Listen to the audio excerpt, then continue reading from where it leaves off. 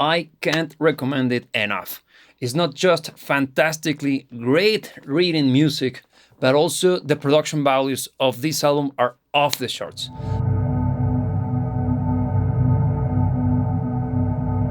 Hello there, girls and boys, and welcome back to the channel. Today we're gonna be reacting to one of my favorite bands ever. I know I said this a lot, but that's part of the jam. It's part of the whole point. And today we're gonna be reacting to the third album, the third wheel of my sacred trilogy of best sounding records ever. The album in question is Asia by Steely Dan, and the song that we're gonna be reacting to and analyzing together is gonna be Peg. So if this is your jam, well, stay tuned, because this album, girls and boys, is one of the best albums ever and one of the best sounding records ever in history. Why? Well, you'll see.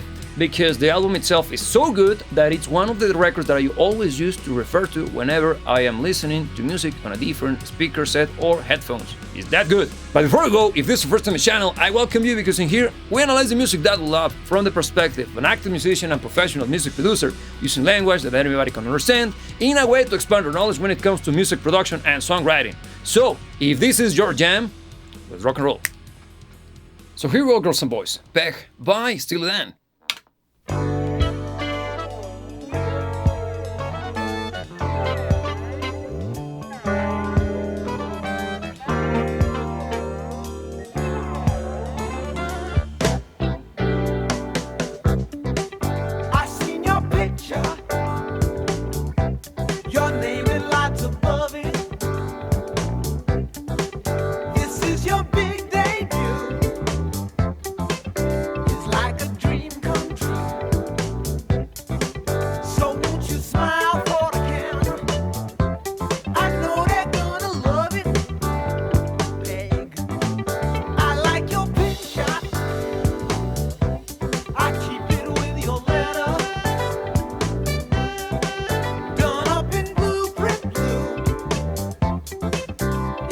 Looks good on you,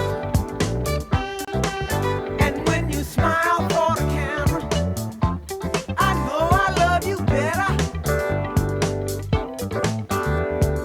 Hey, it will come back to you. Hey, it will come back to you.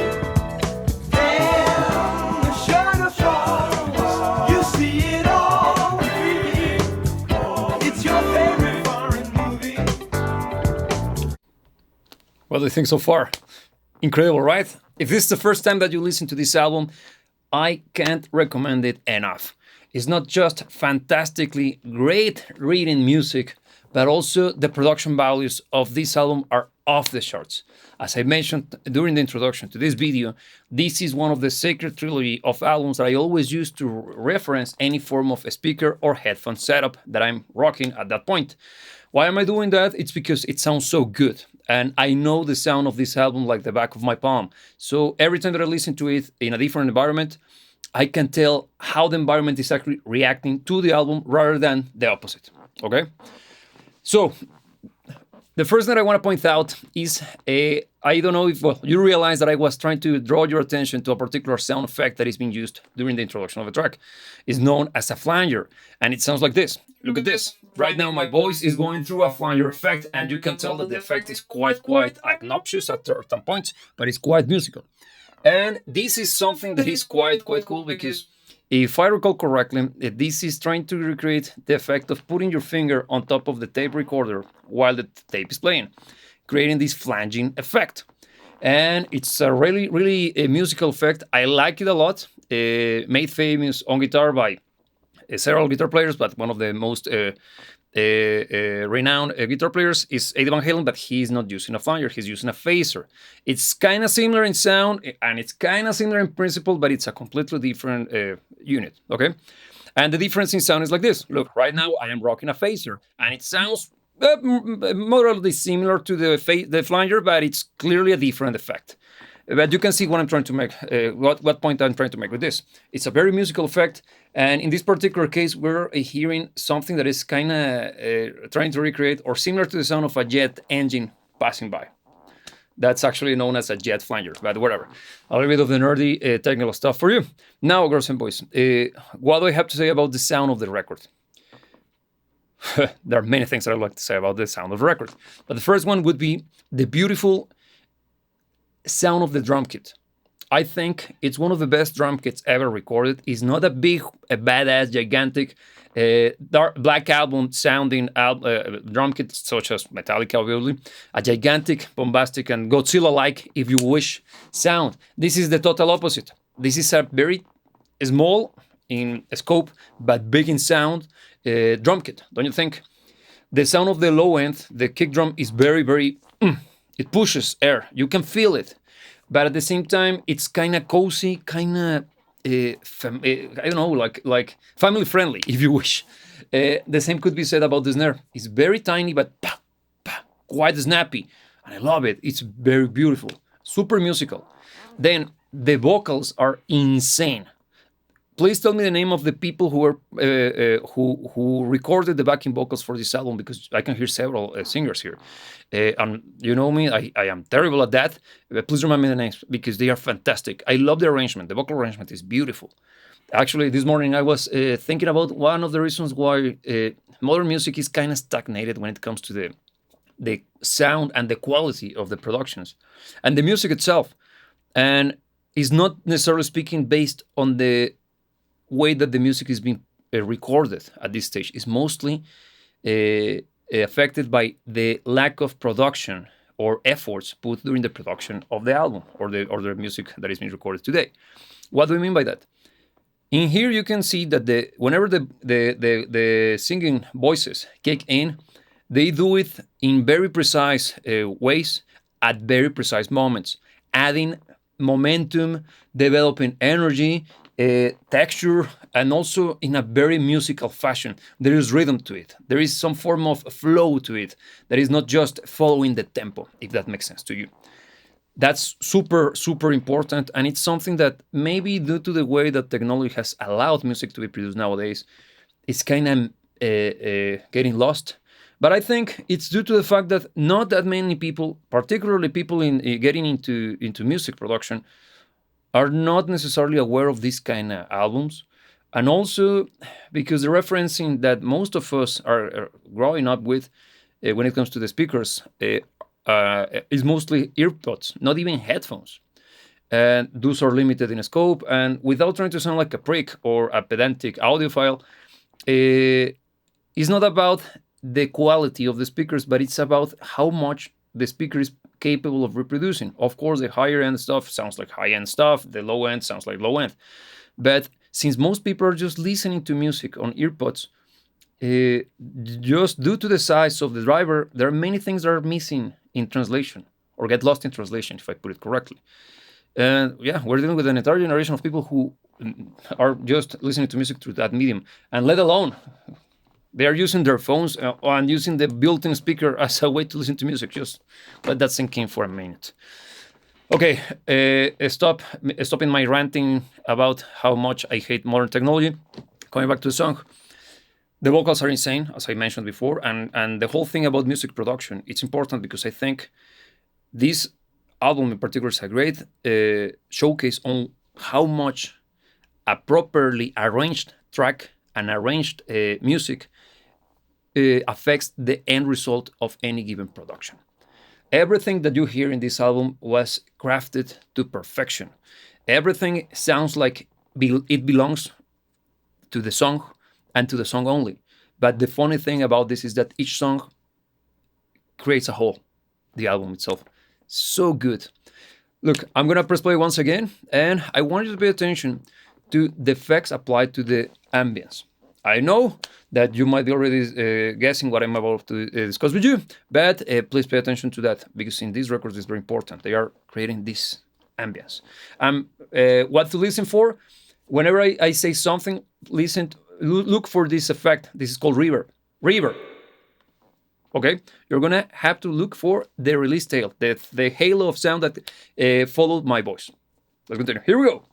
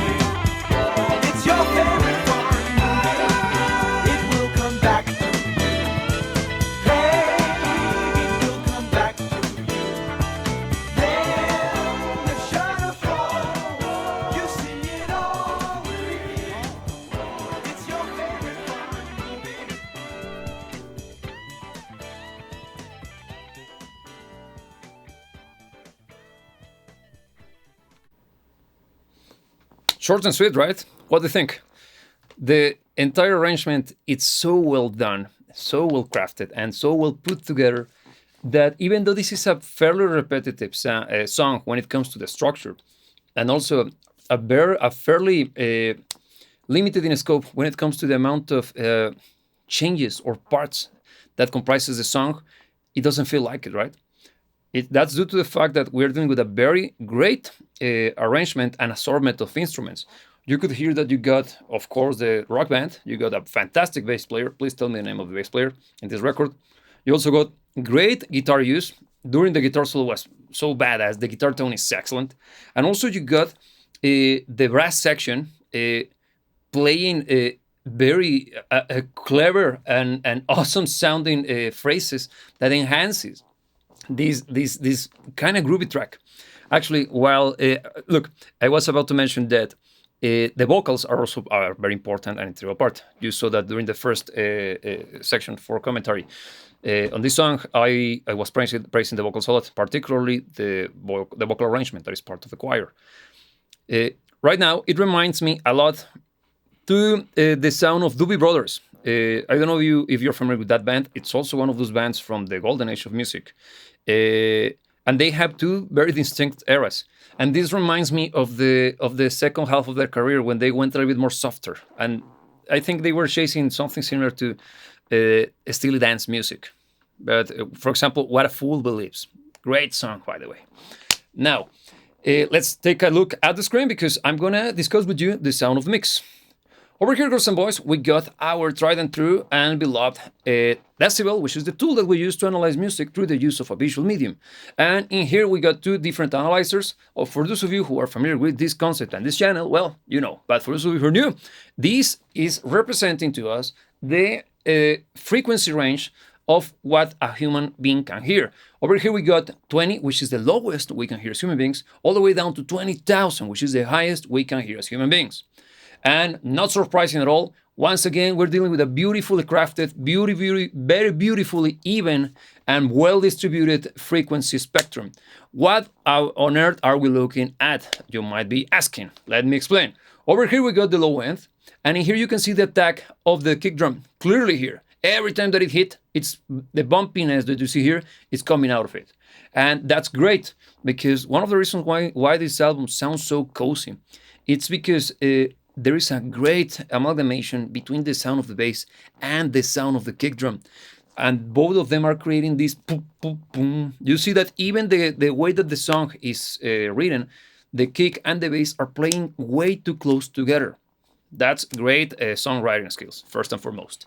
And secondly, the way that the tone of the bass and the tuning of the kick drum are working together creates this beautiful punchy yet not gigantic sound that it's great for the style of music we're dealing with. Over here as well, we got our mid-range, and you can see that we got some bumps here because this could be either some of the vocals, but that's a little bit too low range. So I would say that this could be something, the keyboard, bang, bang, bang. Some of the range, some of the registers of the keyboard will be represented there, as well the toms. The snare could be even here because the snare is actually snappy, as I mentioned, but it's not overly bright, yet is not that dark sounding. Dark and bright, dark and light are used in music to describe how much or how little high end or low end a sound possesses. For example, right now I am speaking in a very dark sounding voice. Why? Because I removed, as you can see right now on your screen, the high end of my voice. And when something is bright in scope, it's because the opposite is happening. So, such as you can see right now, my voice is a little bit brighter now, but because I cut out some of the low end some of the low frequencies that are part of my voice. Okay. And once again, you can see that our high end is not overhyped, is not enhanced at all, it's just there. And what does that refers to us in musical terminology? That, or sound-wise, this represents the air or the definition and the detail of the elements in the mix. For example, the vocals, you heard when I was speaking that as soon as I removed the high end, you started to hear my voice like this, kind of muffled. And when I removed the low end, you got a much more clearer sounding voice, but it lost weight and character. You're starting to see now the importance of both sides of the coin, because when you are working with this, when you're mixing, one of your objectives is to create a punchy yet detailed mix.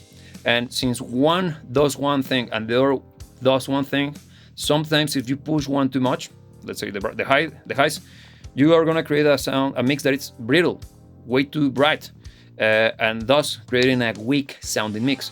But if on the other side you boost too much the low end, you're gonna create a very muffly yet punchy, but it's not gonna sound detailed enough. It's gonna sound like something is lost, and it's due to the overly not properly calibrated or compensated or distributed frequency range across the spectrum. And these, girls and boys, just for the record, let me show you a different take. What you have in front of you right now, it's the results of the analyzer going through different mixes, much modern mixes, and you can see that the difference is staggering. That's due to the fact that we're dealing with a completely different approach to music production. And back in the day, girls and boys, when music was real, the whole point was to create the best sounding record, not the loudest, and not the much attention grabbing, if that makes sense to you. This was all about creating music and creating a recording that represented the vision and the sound of the music correctly, regardless of the speakers or the headphones the audience would be using at that given point. Nowadays it's much more different, but tell me what you think about that concept, because that's a huge can of worms and I would love to have that discussion with you. So please let me know what you think about modern music compared to these kind of records. Now let's take a look at the second section of the analyzer. This is my favorite part because this is the dynamic range analyzer, and in this section over here, girls and boys, we are gonna be using these blue blobs to represent the most important element in music, which is dynamic range. And quickly, dynamic range stands for the difference between the quietest parts and the loudest parts in volume throughout time of any given track. And in here, you can see that we got the introduction of the song. This first section is how the song began, and see how quiet it was. But it was, progressively speaking, developing momentum, developing energy, just for the choir, the biggest, the loudest, the super exciting chorus section kicks in, and bam, it slams us in the face with all sorts of energy and excitement.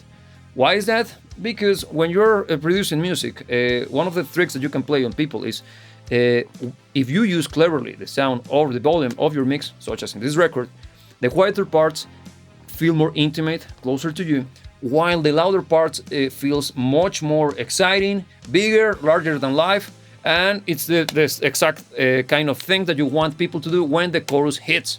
And here you got a great example of such a thing. Marvelous, this is fantastic. And now you can tell to your friends why modern music sucks, because this is no longer common. It's kind of sad and it's terrible because it's making music boring, repetitive, and formulaic. Exactly the reason why so many of us are complaining about the sound of new records. It's because they're like this. Now, let me take you to the section over here, girls and boys. This is the second verse. And you can see that what was the loudest point before is now kind of standard. And that means one thing. The next choir is going to hit you even harder. And yes, indeed it did. Look at that. It went bananas in volume. Let me zoom out and we can see the difference. It went slightly higher, but it's high enough to see a difference between the first chorus and the second one. Super important, because that's what, including the orchestration and the composition, this great use and manipulation of volume during the recording and mixing session, it's what gives the song a structure. That's how our brains are understanding that this is the first half, this is the verse, and this is the chorus, not just through the modulations or the arrangement or the composition itself. Why is that important and how does that work? Simple. When you are a musician and you're performing live on the stage, one of the things that happens to you when you get excited is you start to hit harder your strings. For example, if you're a guitar player or if you're a drummer, you hit harder. And as a result, the rest of the players are alongside you, the rest of the band, are going to get excited, they're going to get pumped, and they're going to play harder as well. And that energy is projected to the audience. So the whole point of this dynamic range thing, when it comes to music production, is to get as close as possible to the experience. That is, listening to a band such as Steely Dan performing live, knocking everybody's socks off. Yeah. And that's why I put so much emphasis on dynamic range, girls and boys.